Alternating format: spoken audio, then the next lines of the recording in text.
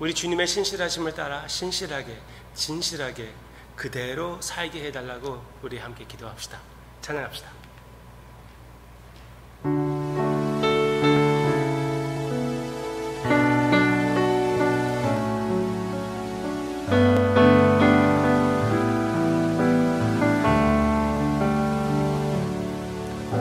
신실하게 진실하게 거룩하게 살게 하소서. 신실하게 진실하게 거룩하게 살게 하소서.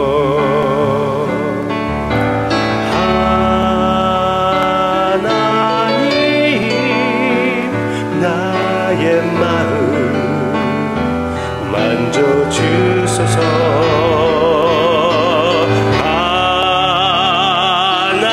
하나님 나의 영혼 새롭게 하소서. 신실하게 신실하게 진실하게 진실하게 거룩하게 살게 하소서. 신실하게 진실하게 거룩하게 살게 하소서.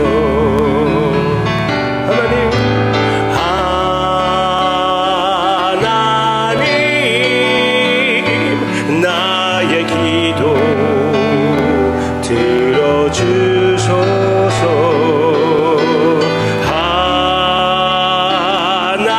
하나님 주의 길로 인도하소서.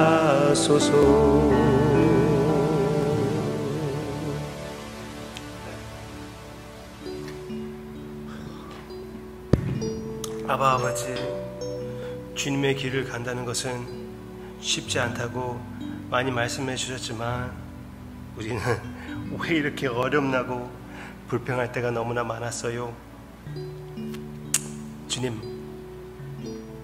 주님께서 용서해 주시고 용납해 주시고 새로운 힘과 기쁨을 주신다는 것 또 한 번 감사합니다. 우리의 영혼을 다시 한번 새롭게 해 주실 것을 기대하며 감사드리며 예수님의 이름으로 기도합니다. 아멘. 하나님의 자녀들이, 성도들이 이 타락한 세상에서 살 때 결혼하는 게 더 좋은 건가요? 아니면은 홀로 사는 게 더 맞는 건가요? 하나님 앞에 더 거룩한 길을 걷는 그 모습이 어떤 것일까요? 그거는 하나님의 사명에 따라서 그 답이 달라지는 것이죠. 그런데 어저께 성경 읽기표에 이렇게 나오지 않았습니까? 목사님, 7장 8절. 내가 결혼하지 아니한 자들과 과부들에게 이르노니 나와 같이 그냥 지내는 것이 좋으니라. 그냥 지내는 것이 미혼 상태가 더 좋다고 얘기하지 않았습니까? 목사님이 결혼했기 때문에 결혼한 것이 그것도 괜찮다고 하는 것이 아니에요. 이렇게 보면은, 여기에서 본 것을 보면은 사실은 진짜 아주 거룩한 사람들은 결혼하지 않는 게 맞지요. 과연 그럴까요? 그러면 천주교가 맞는 것입니까? 천주교가 주장하는 그 신부들이 결혼하지 않는 것이 맞는 것일까요? 오늘 말씀을 보면, 그러니까 따로따로 읽으면은 좀 헷갈릴 수가 있는데 26절 보시기를 바랍니다. 26절. 내 생각에는 이것이 좋으니, 그러니까 미혼 상태가 좋으니 곧 임박한 환난으로 말미암아 사람이 그냥 지내는 것이 좋으니라. 그냥 어떻게 지낸다고요? 미혼 상태로 지내는 것이 좋으니라. 왜 좋다고요? 곧 임박한 환난으로 말미암아. 그러니까 고린도 사람들이 지금 당하고 있는 환난이 있었다는 것입니다. 이것을 보고 예수님의 재림을 얘기하는 것이구나. 그리고 사도 바울이 예수님의 재림을 바라보면서 지금 있을 그 환난, 대환난을 얘기하는 것이 아니냐. 그렇기 때문에 모든 사람들에게 해당되는 말을 하는 것이다 라고 쉽게 바로 생각할 수가 있지만 그렇게 써 있지 않잖아요. 곧 임박한 환난, 지금 이들이 당하고 있는 환난을 얘기하는 것입니다. 그러니까 특별한 환난이 있을 때 나는 영생을 바라보며 하늘나라의 시민자이며 하나님의 자녀들이라고 생각할 때는 결혼하는 것이 그렇게 중요한 것이 아니라는 것이에요.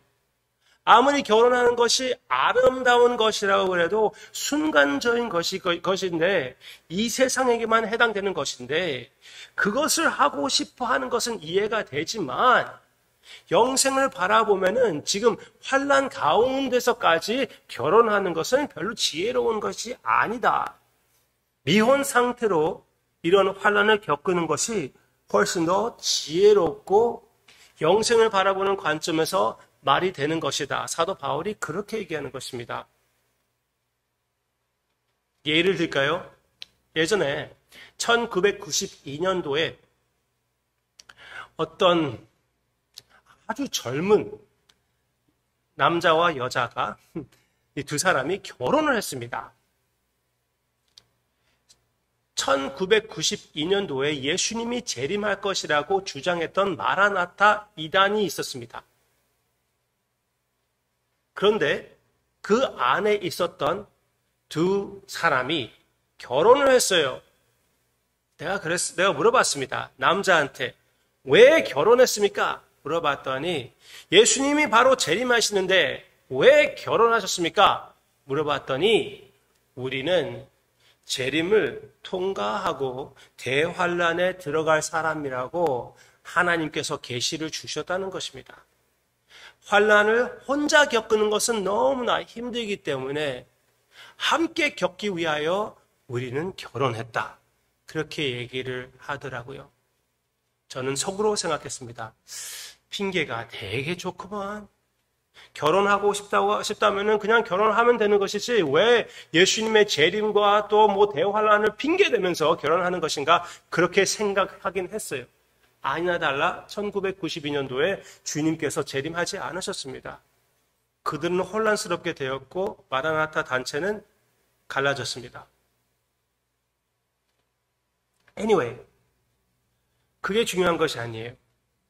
그들이 결혼하기로 선택한 것이 진짜 대환란, 어떤 환란이 있게 된다면은 그때에 결혼하는 것은 복음적인 관점이 아니라는 것입니다.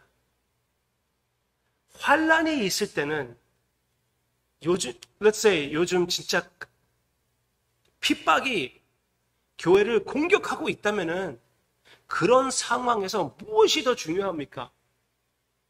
영생을 바라보는 우리에게 지금 순간적인 결혼하는 것이 그렇게 중요할까요?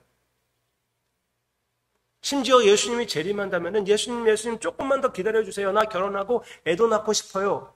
이 세상에서 경험할 거 다 경험하고 나서 주님한테 가고 싶으니까 조금만 더 기다려주세요. 그게 맞습니까? 이 세상에 여전히 미련을 두는 사람의 마음이지 하나님의 자녀의 마음은 아니잖아요. Alright. 사도 바울이 그리고 여기 고린도전서 12장 내용을 보면은 그 결혼의 그림이 성부와 성자가 함께 나누는 그 사랑의 그림이라고 얘기해 주고 있습니다.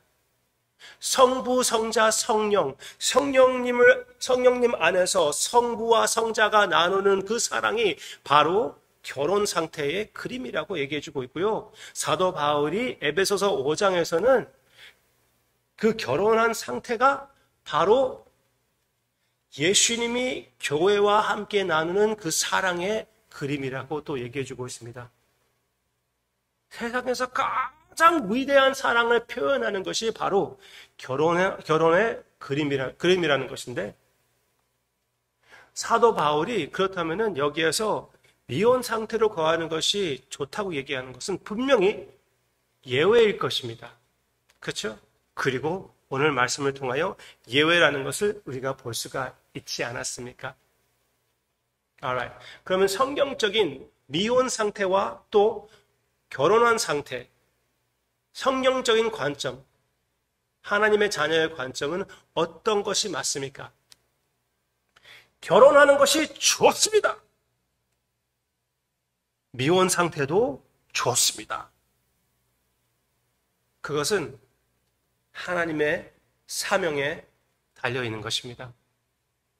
여러분들에게 주어진 하나님의 사명이 무엇인지 그것을 알고 지키는 것이 매우 중요한 것입니다. 그 사명은 무엇입니까? 지금 여러분들의 상태입니다. 적어도 지금 여러분들의 상태, 결혼한 상태입니까? 그것을 사용하여 하나님을 사랑하는 것입니다. 미혼 상태입니까? 그것이 얼마나 오래 갈지도 몰라요. 그 시간을 사용하여 하나님을 사랑하기를 바랍니다. 결혼한 상태로 인하여 하나님의 사랑을 즐기고 하나님께 영광을 돌리는 그런 다른 면도 있고, 미혼 상태로 그렇게 할 수 있는 또한 다른 면이 있습니다. 그 모든 것을 사용하여 마음껏 하나님 앞에 사랑을 바치는, 표현하는, 여러분들에게 주어진 사명을 지키는 모습이 되기를 주님의 이름으로 축원합니다. 예수님의 모습을 생각합니다. 예수님은 미혼 상태로 사역을 한 것을 기억합니다. 그렇다면은 미혼 상태가 저주가 아니라는 것을 잘 알 수가 있습니다. 주님께서 그 사명을 지키시며 최선을 다하여 그 사역을 하시는 모습을 보고 우리도 우리에게 주어진 상태가 아직 결혼하지 않은 모습이라면 거기에 해당되는 모든 것을 사용하여 가장 큰 사랑의 표현을 아바 아버지에게 바치게 해 주시옵소서. 예수님과 같이 또 예수님이 당신의 아내를 위하여, 교회를 위하여 기다렸던 것처럼, 그리고 그 교회를 지키시는 모습을 볼 때 너무나 아름다운데 그 모습을 우리의 결혼 상태에 적용하여 참으로 나의 남편, 나의 아내를 사랑으로 섬기는, 마음으로부터 사랑으로 섬기는 우리의 모습, 예수님의 모습이 되게 해 주시옵소서. 감사드리며 예수님의 이름으로 기도합니다. 아멘.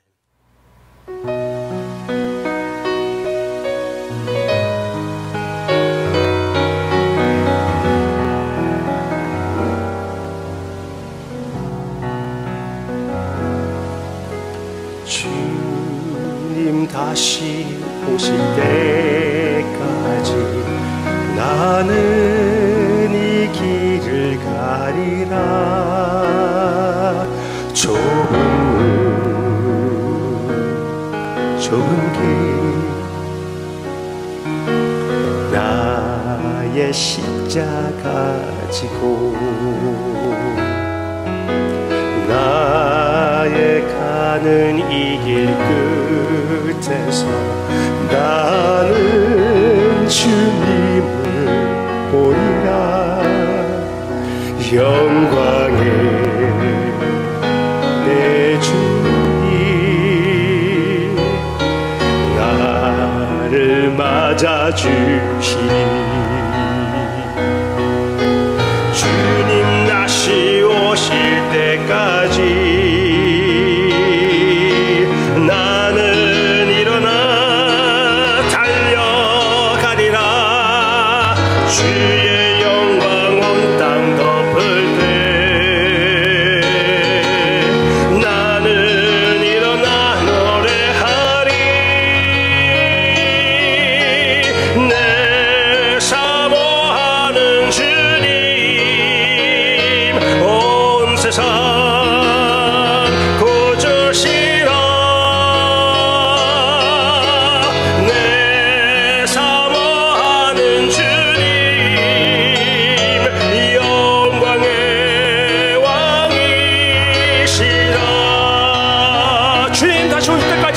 주님 다시 오실 때까지 나는 일어나